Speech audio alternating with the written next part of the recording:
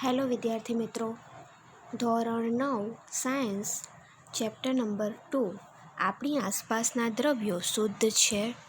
વિદ્યાર્થી મિત્રો, અગાઉના વિડીયોમાં આપણે અલગીકરણની જુદી જુદી પદ્ધતિ, એમાં ભિન્નકારી ગરણી, ઉધ્વપાતનની પ્રક્રિયા, પછી ક્રોમેટોગ્રાફી પદ્ધતિ અને સાથે સાથે વિભાગીય નિસ્યંદનની પદ્ધતિ એના વિશે સમજૂતી મેળવી ગયા. આજના આ વિડીયોમાં આપણે હવામાંથી વિવિધ વાયુઓ કેવી રીતે અલગ કરી શકાય છે, આ સિવાય અશુદ્ધ નમૂનામાંથી શુદ્ધ નમૂના આપણે કેવી રીતે અલગ પાડી શકીએ છીએ, તો એના માટેની સ્ફટિકીકરણની પદ્ધતિ એના વિશે સમજૂતી મેળવીશું. વિદ્યાર્થી મિત્રો, હવામાંથી વિવિધ વાયુઓને કેવી રીતે મેળવી શકાય, તો સૌથી પહેલાં તો આપણે અગાઉ શીખી ગયા કે હવા એ વિવિધ વાયુઓ, એક કરતાં વધારે વાયુ ધરાવતું સમાંગ મિશ્રણ છે. અને આ હવામાં એક કરતાં વધારે વાયુઓ સમાંગ રીતે મિશ્રિત થયેલા હોય છે. આ વાયુઓને આપણે વિભાગીય નિસ્યંદન દ્વારા જ તેના જુદા જુદા ઘટકોમાં અલગીકૃત કરી શકીએ છીએ. તો અહીંયાથી તમને ક્વેશ્ચન પૂછાય કે હવામાં રહેલા વિવિધ વાયુઓને અલગ કરવા માટે કઈ પદ્ધતિનો ઉપયોગ કરશો, તો હવામાં રહેલા વિવિધ વાયુમાંથી તેના ઘટકોને અલગ કરવા માટે વિભાગીય નિસ્યંદન આ પદ્ધતિનો ઉપયોગ થાય છે. હવે આ વિભાગીય નિસ્યંદન પદ્ધતિ જે છે એમાં શું કરવામાં આવે છે, તો એના વિશે જોઈએ.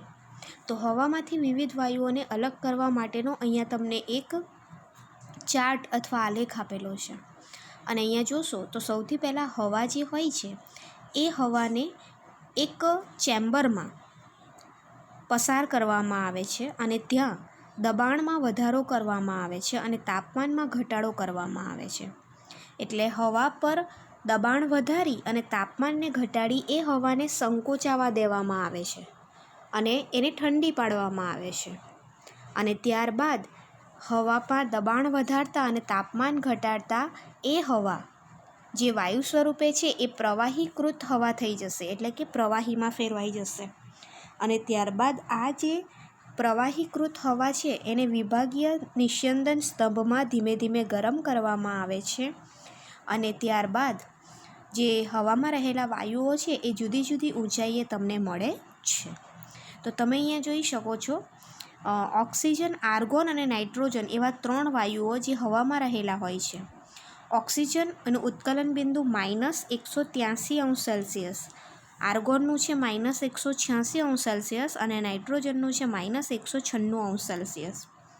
એટલે તાપમાન પ્રમાણે સૌથી વધુ જેનું ઉત્કલન બિંદુ છે એ છે ઓક્સિજન, એનાથી થોડું ઓછું આર્ગોનનું અને સૌથી ઓછું શાનું આવશે, તો કે નાઇટ્રોજનનું, કારણ કે -196 છે. અને તમને નીચે હવામાં કદથી ટકાવાર પ્રમાણ, તો ઓક્સિજન 20.9 એટલે 21% આસપાસ, આર્ગોન 0.9% અને નાઇટ્રોજન 78.1% આસપાસ તમને મળે છે. એટલે વિદ્યાર્થી મિત્રો, હવામાંથી વિવિધ વાયુઓને અલગ કરવા માટે આ જે પ્રોસેસ છે એના આ સ્ટેપ છે કે પહેલાં હવામાં દબાણ વધારો અને તાપમાન ઘટાડી હવાનું સંકોચન કરવાનું, હવાને પ્રવાહી સ્વરૂપમાં ફેરવવાની, એ પ્રવાહી હવાને વિભાગીય સ્તંભમાં કેવી રીતે પસાર કરવાની, તો એ આપણે એક આકૃતિ દ્વારા જોઈએ. જુઓ, તમે અહીંયા જોઈ શકો છો કે હવામાંથી જુદા જુદા વાયુઓને અલગ કરવા છે. તો અહીંયા તમને કહી દીધું છે કે હવામાં રહેલા ઓક્સિજન વાયુને આપણે કઈ રીતે મેળવી શકીએ. તો અહીંયા મારી પાસે જે આકૃતિ છે ને એ વિભાગીય નિસ્યંદન સ્તંભની આકૃતિ છે. સૌથી પહેલાં તમે અહીંયા જોઈ શકો છો, હવાને અહીંયાથી અંદર મોકલવામાં આવે છે. ત્યાં આ જગ્યાએ હવામાં દબાણ વધારી અને તાપમાન ઘટાડી એ હવા જે છે એને આગળના સ્તંભમાં મોકલવામાં આવે છે. એટલે અહીંયા તમે જોશો, હવામાં રહેલા ઓક્સિજન વાયુને હવામાં રહેલા દરેક વાયુઓમાંથી અલગ કરવા માટે આપણે આ વિભાગીય નિસ્યંદન પદ્ધતિનો ઉપયોગ કરીએ છીએ. મેં તમને કહ્યું એમ, તાપમાન ઘટાડી અને દબાણને વધારી અને એ હવાને સંકોચાવા દેવામાં આવે છે. એટલે હવા શામાં ફેરવાય, પ્રવાહી સ્વરૂપમાં ફેરવાય છે. ત્યારબાદ પ્રવાહીકૃત હવાને જુદા જુદા સ્તંભમાંથી પસાર કરવામાં આવે છે. તો અહીંયા જોશો તો આ જે ગરમ હવા છે એને અહીંયા તમે જ્યાં વચ્ચેનો ભાગ દેખાય છે ને ત્યાં આ પ્રકારની જે નળી જેવી રચના છે એમાંથી ઠંડુ પાણી એક બાજુથી ઠંડુ પાણી અંદર દાખલ કરવામાં આવે અને બીજી બાજુથી બહાર કાઢવામાં આવે અને પેલી ગરમ હવા એની આસપાસથી પસાર થશે. એટલે ગરમ હવા જ્યારે ઠંડા પાણીના સંપર્કમાં રહીને પસાર થાય ને એટલે હવા ઠંડી થઈ જશે અને ઠંડી હવા એ એક તો હવા સંકુચિત થઈ અને સાથે સાથે ઠંડી થઈ એટલે એ પ્રવાહીમાં ફેરવાશે. ત્યારબાદ એ હવામાંથી જે આ અલગીકરણ કર્તા નામનું જે ચેમ્બર છે એમાંથી જે ઘન સ્વરૂપે રહેલો બરફ જેને આપણે કહીએ કાર્બન ડાયોક્સાઇડ, હવામાં રહેલો કાર્બન ડાયોક્સાઇડ એ ઘન સ્વરૂપે એટલે કે સૂકા બરફ સ્વરૂપે આ રીતે બહાર નીકળી જશે એક બાજુથી.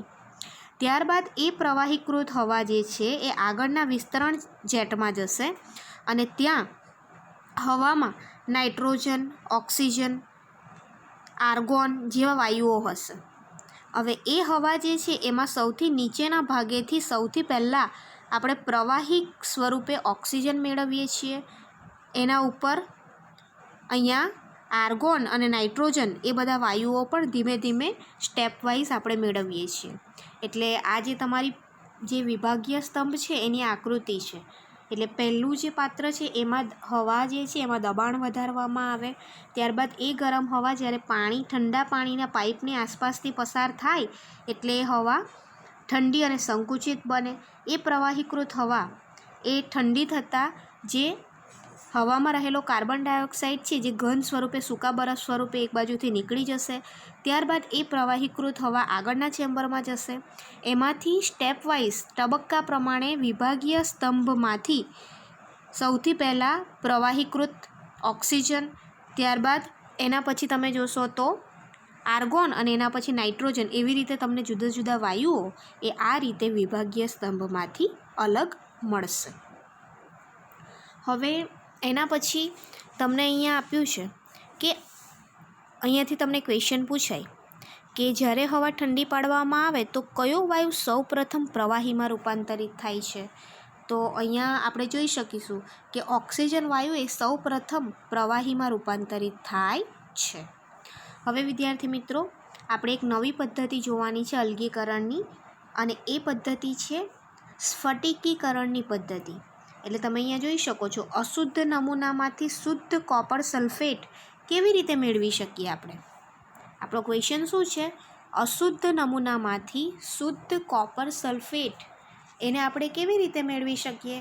તો અશુદ્ધ નમૂનામાંથી શુદ્ધ નમૂનાને મેળવવા માટેની જે પદ્ધતિ છે એને અહીંયા તમે જોશો સ્ફટિકીકરણ એટલે કે ક્રિસ્ટલાઇઝેશન પ્રક્રિયા તરીકે ઓળખવામાં આવે છે. તો આ સ્ફટિકીકરણની પ્રક્રિયા ખરેખર છે શું? એમાં કઈ રીતે જે અશુદ્ધ નમૂનો છે એમાંથી શુદ્ધ નમૂનાને આપણે મેળવી શકીએ છીએ? તો એના માટે તમે જોશો તો તમને એક અહીંયા પ્રવૃત્તિ આપી છે. હવે એ પ્રવૃત્તિમાં તમારે કરવાનું શું છે? તો સૌથી પહેલાં તમારે એક બાષ્પ વાડકી લેવાની છે અને એ બાષ્પ વાડકીમાં તમે 5 ગ્રામ જેટલો અશુદ્ધ કોપર સલ્ફેટ લેશો. ત્યારબાદ એ કોપર સલ્ફેટને ઓછામાં ઓછા પાણીના જથ્થામાં દ્રાવ્ય કરવાનો છે, એટલે કે ઓછામાં ઓછા પાણીમાં એને ઓગાળવાનો છે. અશુદ્ધિઓ ગારણ પ્રક્રિયા દ્વારા દૂર કરી લેવાની. શું થશે? એમાં તમે ઓછામાં ઓછા પાણીમાં જ્યારે કોપર સલ્ફેટ જે 5 ગ્રામ લીધો છે એને તમે ઓગાળશો તો આ જે ધારો કે તમારું બાષ્પ વાડકી છે, આ બાષ્પ વાડકીમાં તમે જે 5 ગ્રામ કોપર સલ્ફેટ લીધો છે એને ઓછામાં ઓછા પાણીમાં ઓગાળો. એ દરમિયાન જો કોઈ અશુદ્ધિ હોય તો ગારણ પદ્ધતિ દ્વારા દૂર કરવાની. ત્યારબાદ તમારે આ કોપર સલ્ફેટનું સંતૃપ્ત દ્રાવણ મેળવવા માટે કોપર સલ્ફેટના દ્રાવણમાંથી પાણીનું બાષ્પીભવન કરો. એટલે જો વધારાનું પાણી હોય એ અહીંયાથી શું થશે તો કે બાષ્પ વાડકીમાંથી એનું બાષ્પીભવન થવા દો વધારાનું પાણીનું. દ્રાવણને ગારણપત્ર વડે ઢાંકી દો. એટલે તમારું જે આ કોપર સલ્ફેટનું દ્રાવણ મળ્યું એને ગારણપત્રથી ઢાંકો. એને ખલેલ પહોંચાડ્યા વિના ઓરડાના તાપમાને 1 દિવસ માટે રાખી મૂકો. તો બાષ્પ વાડકી તમારી જે છે એમાં રહેલું વધારાનું બધું પાણી એ બાષ્પીભવન પામી અને ઉડી જશે અને તમે આજે તમારી બાષ્પવાળકી છે એમાં તમને સ્ફટિક જોવા મળશે. તો આપણને ક્વેશ્ચન થાય કે સ્ફટિક શાના હશે? તો કોપર સલ્ફેટના સ્ફટિક એ તમને બાષ્પવાળકીમાં ત્યાં જોવા મળશે અને એમાં રહેલું બધું પાણી એ બાષ્પીભવન સ્વરૂપે વાતાવરણની અંદર ઉડી જશે. એટલે આ રીતે આપણે સ્ફટિકીકરણની પદ્ધતિ દ્વારા કોપર સલ્ફેટના સ્ફટિક એને આપણે અલગ કરી શકીએ. એટલે સૌથી પહેલાં તો તમે અશુદ્ધ કોપર સલ્ફેટને પાણીના જથ્થામાં ઓગાળ્યો અને એમાં રહેલી પહેલાં અશુદ્ધિઓને ગારણ પદ્ધતિ દ્વારા દૂર કરી અને ત્યારબાદ બાષ્પીભવન દ્વારા વધારાનું પાણી દૂર કરતાં તમને બાષ્પવાળકીમાં શું મળે છે? કોપર સલ્ફેટના સ્ફટિક મળશે. એટલે અહીંયાથી તમને ક્વેશ્ચન પૂછે કે બાષ્પવાળકીમાં તમે શું અવલોકન કર્યું? તો બાષ્પવાળકીમાં કોપર સલ્ફેટનું સ્ફટિકમાં રૂપાંતર પામવાની શરૂઆત થઈ. શું બધા સ્ફટિક તમને એક સરખા જોવા મળ્યા? તો કે હા, બાષ્પવાળકીમાં કોપર સલ્ફેટના બધા જ સ્ફટિક એક સરખા દેખાય છે. બાષ્પવાળકીમાં રહેલા પ્રવાહીમાંથી તમે સ્ફટિકને કેવી રીતે અલગ કરશો? તો કે બાષ્પવાળકીમાં રહેલું પ્રવાહી એમાંથી ગારણની ક્રિયા દ્વારા આપણે સ્ફટિકને અલગ કરી શકીએ. એટલે જો વધારાનું પાણી રહ્યું હશે તો એ ગાળી અને સ્ફટિકને આપણે અલગ કરી શકશું. બાકી થોડું ઘણું પાણી તો બાષ્પીભવન થઈ જશે, પણ જો વધારાનું પાણી હશે તો એને ગારણની ક્રિયા દ્વારા આપણે સ્ફટિકમાંથી અલગ કરી લઈશું. તો આ જે છે એ સ્ફટિકીકરણની પદ્ધતિ છે કે જેના દ્વારા કોપર સલ્ફેટનો અશુદ્ધ નમૂનો એમાંથી શુદ્ધ કોપર સલ્ફેટના સ્ફટિક મેળવી શકાય છે. હવે વિદ્યાર્થી મિત્રો, એ સ્ફટિકીકરણની પદ્ધતિના આધારે તમને કેટલાક ક્વેશ્ચન આપેલા છે. એમાં જુઓ, પહેલો ક્વેશ્ચન છે સ્ફટિકીકરણ એટલે શું? આ પદ્ધતિ શાના માટે વપરાય છે? તો દ્રાવણમાં જે તમારું દ્રાવણ લીધું છે એ દ્રાવણમાંથી શુદ્ધ એવા ઘન પદાર્થને સ્ફટિક સ્વરૂપે અલગ કરવાની પદ્ધતિ એને સ્ફટિકીકરણ કહેવાય છે. દ્રાવણમાં રહેલો શુદ્ધ ઘન પદાર્થ એને સ્ફટિક સ્વરૂપે અલગ કરવો એટલે સ્ફટિકીકરણ. અને આ પદ્ધતિ ઘન પદાર્થોના શુદ્ધિકરણ માટે વપરાય છે. હવે અહીંયા તમને બહુ ઇમ્પોર્ટન્ટ ક્વેશ્ચન આપ્યો છે કે સ્ફટિકીકરણની પદ્ધતિ એ સાદી બાષ્પીભવનની પદ્ધતિ કરતાં શા માટે વધારે ચડિયાતી છે? તો કે બાષ્પીભવનની પદ્ધતિ એવી છે કે એ દરમિયાન તમે બાષ્પીભવન એટલે નીચેથી ગરમી આપશો. એટલે જ્યારે તમે દ્રાવણને બાષ્પીભવન દરમિયાન ગરમી આપો તો એમાં રહેલા કેટલાક ઘન પદાર્થો ગરમી આપવાને કારણે અંદર દ્રાવણમાં જ વિઘટિત થઈ જાય, એટલે કે ઓગળી જાય છે. અને કેટલાક પદાર્થોને વધારે પડતી ગરમી આપવાને કારણે એ બળી અને કાળા પડી જાય છે. અને ગારણ બાદ કેટલીક અશુદ્ધિઓ એને કારણે દ્રાવણની અંદર દ્રાવ્ય અવસ્થામાં જ રહી જાય છે. એટલે તમે ગાળો તો પણ અમુક અશુદ્ધિઓ ગરમી આપવાને કારણે અંદર જ ઓગળેલી અવસ્થામાં રહી જાય છે. એટલે બાષ્પીભવનની પદ્ધતિથી ઘન પદાર્થોને આપણે વધુ સારી રીતે અલગ કરી શકતા નથી. બાષ્પીભવન પદ્ધતિ એ ઘન પદાર્થોને અશુદ્ધ કરે છે. કેમ? તો કે ઘન પદાર્થ બળી ગયા તો એ અશુદ્ધિ કાળા પદાર્થ સ્વરૂપે અંદર જ રહેશે. જ્યારે સ્ફટિકીકરણની પદ્ધતિમાં આપણે કોઈ પ્રકારની નીચેથી ગરમી આપતા નથી, એટલે પદાર્થના સ્વરૂપમાં કોઈ ફેરફાર થતો નથી. એટલા માટે બાષ્પીભવન કરતાં સ્ફટિકીકરણ પદ્ધતિ વધારે સારી છે. હવે આપણે સ્ફટિકીકરણની પદ્ધતિની તો વાત કરી, તો સ્ફટિકીકરણ પદ્ધતિ માટેના કેટલાક ઉપયોગો એ ક્યાં ક્યાં ઉપયોગી છે? તો કે દરિયાના પાણીમાંથી આપણે જે મીઠું છે એ મીઠુંનું શુદ્ધિકરણ કરવા માટે પણ આપણને આ સ્ફટિકીકરણની પદ્ધતિ વપરાય છે. પછી છે ફટકડી, જેને પોટાશ એલમ કહેવાય છે. એ ફટકડીના અશુદ્ધ નમૂનામાંથી શુદ્ધ સ્ફટિક સ્વરૂપે ફટકડીને મેળવવા માટે પણ આ પદ્ધતિ વપરાય છે. હવે વિદ્યાર્થી મિત્રો, તમને એક અગત્યનો ક્વેશ્ચન પૂછાય કે શહેરમાં આપણે જે પીવાલાયક પાણી છે, જે આપણને રોજિંદા જીવનમાં તમે ગામમાં કે શહેરમાં રહેતા હોય તો ગ્રામ પંચાયત કે નગરપાલિકા દ્વારા આપણને પૂરું પાડવામાં આવે છે. તો શહેરમાં આ જે પીવાલાયક પાણી છે એ આપણા સુધી કઈ રીતે પહોંચાડવામાં આવે છે? તો એના વિશે આપણે સમજૂતી મેળવવાની છે. એવું તો નથી કે ડાયરેક્ટ જ એ પાણીને નદીમાંથી આપણા સુધી પહોંચાડવામાં આવે, કારણ કે પાણી થોડું અશુદ્ધ હોય એટલે પહેલાં એનું શુદ્ધિકરણ કરવું જરૂરી છે અને ત્યારબાદ એ આપણા સુધી પહોંચાડવામાં આવે છે. તો અહીંયા તમને જોશો તો અહીંયા આપ્યું છે ક્વેશ્ચન કે શહેરમાં રહેલા પીવાલાયક પાણીને તમે કેવી રીતે પૂરું પાડશો, સમજાવો. તો શહેરમાં રહેલા પીવાલાયક પાણીની જે ટાંકી હોય એમાં રહેલા પાણીનું સૌથી પહેલાં શુદ્ધિકરણ કરવામાં આવે છે અને એના માટેનો એક આલેખ તમને અહીંયા બતાવેલો છે. સૌથી પહેલાં અહીંયા સંગ્રાહક ટાંકી આપી છે. એ સંગ્રાહક ટાંકીમાંથી પાણીને અવસાદન ટાંકીમાં લાવવામાં આવે. અવસાદન ટાંકીમાં ઘન પદાર્થ નીચે બેસવા દેવામાં આવે છે. એટલે અવસાદન ટાંકીમાં જે મોટા મોટા ઘન પદાર્થ હોય એ બધા અહીંયા નીચે બેસી જશે. ત્યારબાદ એ પાણીને ભારણ ટાંકીમાં વહેવડાવવામાં આવે છે. ભારણ ટાંકીમાં આલંબિત અશુદ્ધિઓ એ તળિયે બેસાડવામાં આવે છે. જે અશુદ્ધિઓ હશે, જે તરતી અશુદ્ધિ, એ બધીને તળિયે બેસાડી દેવામાં આવે છે. ત્યારબાદ પાણી ગારણ ટાંકીમાં આવશે. ગારણ ટાંકીમાં સૌથી નીચેના ભાગમાં મોટા કાંકરા હશે, એના પર ઉપર એના કરતાં નાના કાંકરા, પછી રેતીના સૂક્ષ્મ કણો હશે. આ બધામાંથી પસાર કરી ગારણ ટાંકીમાં એ પાણીનું ગારણ થશે અને ત્યારબાદ આ ગારણ ટાંકીમાંથી મોટાભાગની અશુદ્ધિઓ દૂર થઈ અને મોટાભાગના કાંકરા, રેતી, બધી વસ્તુઓ દૂર થઈ અને ત્યારબાદ એ પાણી આ ક્લોરિનેશન માટે આ ટેન્કમાં લાવવામાં આવે છે અને ક્લોરિનેશનની આ ટેન્કમાં પાણીમાં રહેલા બેક્ટેરિયાનો નાશ થાય છે અને ત્યારબાદ એ પાણી આપણા ઘર સુધી પહોંચાડવામાં આવે છે. તો અહીંયા તમને આપ્યું છે, જુઓ કે સૌપ્રથમ સંગ્રાહક ટાંકીમાંથી પાણીનો જથ્થો અવસાદન ટાંકીમાં આવશે, જેમાં ઘન પદાર્થના કણો તળિયે બેસી જશે. ત્યારબાદ આલંબિત અશુદ્ધિઓને ભારણ ટાંકીમાં લાવવામાં આવે છે.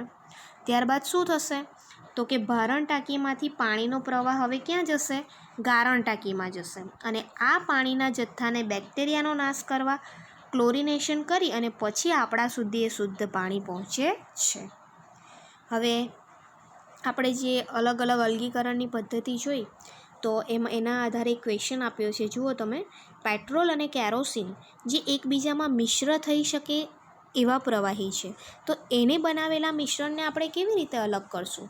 તો મેં તમને આ વસ્તુ કહ્યું છે કે એકબીજામાં મિશ્ર થાય એવા બે પ્રવાહીને અલગ કરવા માટે વિભાગીય નિસ્યંદન પદ્ધતિનો ઉપયોગ થાય છે. હવે તમે જોશો તો નીચે તમને અલગીકરણ માટેની કેટલીક પદ્ધતિઓ આપી છે. તો એ જુદા જુદા પદાર્થોના અલગીકરણ માટે આપણે કઈ પદ્ધતિ સૂચવીશું તો એ વિશે આપણે સમજૂતી મેળવીએ. પહેલું આપ્યું છે દહીંમાંથી માખણ અલગ કરવા માટે, તો આવશે સેન્ટ્રીફ્યુગેશન પદ્ધતિ. એના પછી દરિયાના પાણીમાંથી મીઠુંને અલગ કરવા માટે તો બાષ્પીભવનની પદ્ધતિ, અને મીઠામાંથી કપૂરને અલગ કરવું તો એના માટે આવશે ઉધ્વપાતન પદ્ધતિ. એના પછી ક્વેશ્ચન છે, કેવા પ્રકારના મિશ્રણોને આપણે સ્ફટિકીકરણ દ્વારા અલગ કરી શકીએ? તો કે દરિયાના પાણીમાંથી મીઠું, દ્રાવણમાંથી શુદ્ધ ઘન પદાર્થોને અલગ કરવા હોય તો આપણે સ્ફટિકીકરણ પદ્ધતિનો ઉપયોગ કરી શકીએ. હવે વિદ્યાર્થી મિત્રો, આપણે એક અગત્યનો ટૉપિક જોવાનો છે અને એ છે ભૌતિક અને રાસાયણિક ફેરફાર. તો ભૌતિક અને રાસાયણિક ફેરફાર કોને કહેવાય તો એના વિશે સમજવાનું છે. તો સૌથી પહેલાં તો એમ કહેવાય કે આપણે અગાઉના પ્રકરણની અંદર દ્રવ્યના કેટલાક ભૌતિક ગુણધર્મો જોઈ ગયેલા. ભૌતિક ગુણધર્મો એટલે રંગ, સખતાઈ, એની કઠિનતા, એની તરલતા, પછી એનું ગલનબિંદુ, ઉત્કલનબિંદુ, એનો રંગ, એની ઘનતા, આ બધા એના ભૌતિક ગુણધર્મો કહેવાય. એટલે પદાર્થની એક અવસ્થાનું બીજી અવસ્થામાં રૂપાંતર થવું એ ભૌતિક ફેરફાર છે એમ કહેવાય. બરાબર? એક અવસ્થામાંથી બીજી અવસ્થામાં રૂપાંતર, એને આપણે શું કહીશું? ભૌતિક ફેરફાર કહીએ છીએ. કેમ? તો કે આવા ફેરફારોને કારણે પદાર્થની જે રચના છે, પદાર્થનો જે રાસાયણિક સ્વભાવ છે એમાં કોઈ બદલાવ આવતો નથી. જ્યારે ભૌતિક અવસ્થા જ ખાલી બદલાય છે એટલે એમ કહેવાય કે ભૌતિક ફેરફાર અને રાસાયણિક ફેરફાર કોને કહેવાય એના વિશે આપણે સમજૂતી અહીંયા મેળવવાની છે. તો તમે અહીંયા જોઈ શકો છો, તમને ભૌતિક અને રાસાયણિક ફેરફાર છે તો એના માટે તમને એનો તફાવત સ્વરૂપે તમને એ વસ્તુ આપ્યું છે. સૌથી પહેલાં તો એવું કહેવાશે કે ભૌતિક ફેરફાર કોને કહેવાય? તો જે ફેરફારમાં માત્ર પદાર્થની ભૌતિક અવસ્થા બદલાતી હોય ને એ ફેરફારને ભૌતિક ફેરફાર કહેવાય. અને જે ફેરફારમાં આપણે પદાર્થનું રાસાયણિક બંધારણ બદલાઈ જાય તો એ ફેરફારને આપણે રાસાયણિક ફેરફાર કહીશું. બરાબર. આ સિવાય આપણે એમ કહેવાય કે પદાર્થ જે છે એ સળગે છે, બળે છે, તો એક રાસાયણિક ફેરફાર છે. કેમ? તો કે આ પ્રક્રિયામાં એક પદાર્થ એ બીજા પદાર્થ સાથે પ્રક્રિયા કરી અને એની રાસાયણિક રચના એમાં બદલાવ જોવા મળે છે. કારણ કે પદાર્થ સળગે છે એટલે પદાર્થ ઓક્સિજન સાથે પ્રક્રિયા કરી અને એનું સ્વરૂપ બદલાઈ જાય છે, એની રાસાયણિક સંરચના બદલાઈ જાય છે. તો હવે આપણે જોઈશું કે ભૌતિક ફેરફાર જે છે એમાં પદાર્થના ભૌતિક ગુણધર્મોમાં ફેરફાર થાય, જ્યારે રાસાયણિક ફેરફારમાં પદાર્થના ભૌતિક અને રાસાયણિક એવા બંને ગુણધર્મોમાં ફેરફાર થાય છે. ભૌતિક ફેરફાર એ કાયમી નથી, જ્યારે રાસાયણિક ફેરફાર એ કાયમી છે. કાયમી એટલે કે પરમેનન્ટ. આ સિવાય ભૌતિક ફેરફારમાં મૂળભૂત પદાર્થ એને આપણે સાદી ભૌતિક ક્રિયાથી કે પછી પ્રક્રિયાને ઉલટાવાથી પાછો મેળવી શકીએ છીએ. તો ભૌતિક ફેરફારમાં કઈ રીતે આપણે પદાર્થને મૂળ સ્વરૂપમાં પાછો પણ મેળવી શકીએ જો આપણે પ્રક્રિયાને ઉલટાવીએ તો અહીંયા તમે જોશો તો એક ઉદાહરણ આપેલું છે પાણી. પણ પાણીનું ઘન સ્વરૂપ એટલે આ બરફ આપ્યો છે. આ બરફને તમે ગરમી આપો તો બરફ જે છે એનું રૂપાંતર પાણીમાં થશે. ઘન સ્વરૂપે રહેલો બરફ એનું રૂપાંતર પાણીમાં થશે, પ્રવાહી. અને એ પ્રવાહીને વધારે પડતી ગરમી આપવામાં આવે તો એનું રૂપાંતર પાણીની વરાળ એટલે કે H2O ગેસ આપેલું છે જુઓ. તો અહીંયા પ્રક્રિયામાં બરફમાંથી પાણી બન્યું અને પાણીને ગરમ કરતાં પાણીની વરાળ બની. હવે એ જ પાણીની વરાળને પ્રક્રિયા ઉલટાવો, ઠંડી પાડો તો એમાંથી પ્રવાહી સ્વરૂપે પાણી મળશે. અને પ્રવાહી સ્વરૂપે પાણીને હજુ વધુ ઠંડુ પાડો તો એમાંથી તમને પાણી એ બરફ સ્વરૂપે મળશે. એટલે પ્રક્રિયાને ઉલટાવો તો બરફ આપણે પોતે જે સ્વરૂપે મેળવેલો એ અવસ્થામાં ફરી આપણને બરફ પ્રાપ્ત થયો. બરફને ગરમી આપી તો એ પ્રવાહી બન્યું અને પ્રવાહીમાંથી પાણીની વરાળ બની.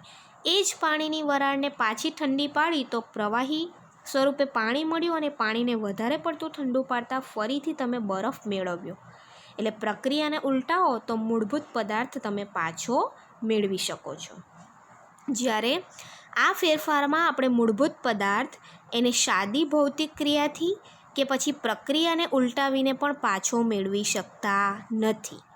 ધારો કે આ કેલ્શિયમ કાર્બોનેટ છે, ચૂનાનો પથ્થર. આ કેલ્શિયમ કાર્બોનેટને તમે ગરમ કરો છો તો એમાંથી કેલ્શિયમ ઓક્સાઇડ અને કાર્બન ડાયોક્સાઇડ મળે છે. તો હવે એવું નહીં થાય કે ચાલ કેલ્શિયમ ઓક્સાઇડ અને કાર્બન ડાયોક્સાઇડને ભેગા કરું તો આપણે કેલ્શિયમ કાર્બોનેટ મેળવી શકીશું. તો આ વસ્તુ અહીંયા શક્ય નથી. એટલે એકવાર પદાર્થ મૂળભૂત અવસ્થામાંથી એમાંથી જે નવા પદાર્થો બની જાય પછી નવા પદાર્થોને ઉલટાવી આપણે મૂળભૂત પદાર્થ અહીંયા મેળવી શકતા નથી. એટલે એટલું યાદ રાખવાનું કે જે પદાર્થ છે એ પદાર્થ એના ભૌતિક અવસ્થામાં ફેરફાર થાય તો એ ભૌતિક ફેરફાર કહીશું. અને જેને કારણે આપણે પદાર્થ જે છે એના રાસાયણિક ગુણધર્મો બદલાઈ જાય તો એને આપણે રાસાયણિક ફેરફાર તરીકે ઓળખીશું. હવે વિદ્યાર્થી મિત્રો, ભૌતિક અને રાસાયણિક ફેરફાર જોયા બાદ આપણે ભૌતિક અને રાસાયણિક ફેરફાર અમુક જુદા જુદા પ્રકારના તમને કેટલીક પ્રક્રિયાઓ આપી છે. એ પ્રક્રિયાને આધારે આપણે નક્કી કરવાનું છે કે એ ભૌતિક ફેરફાર છે કે રાસાયણિક ફેરફાર. સાથે સાથે શુદ્ધ પદાર્થો એના પ્રકાર કયા કયા, એમાં તત્વો, સંયોજનો કોને કહેવાય, આ વિશે ચર્ચા હવે આપણે નેક્સ્ટ વિડીયોમાં કરીશું.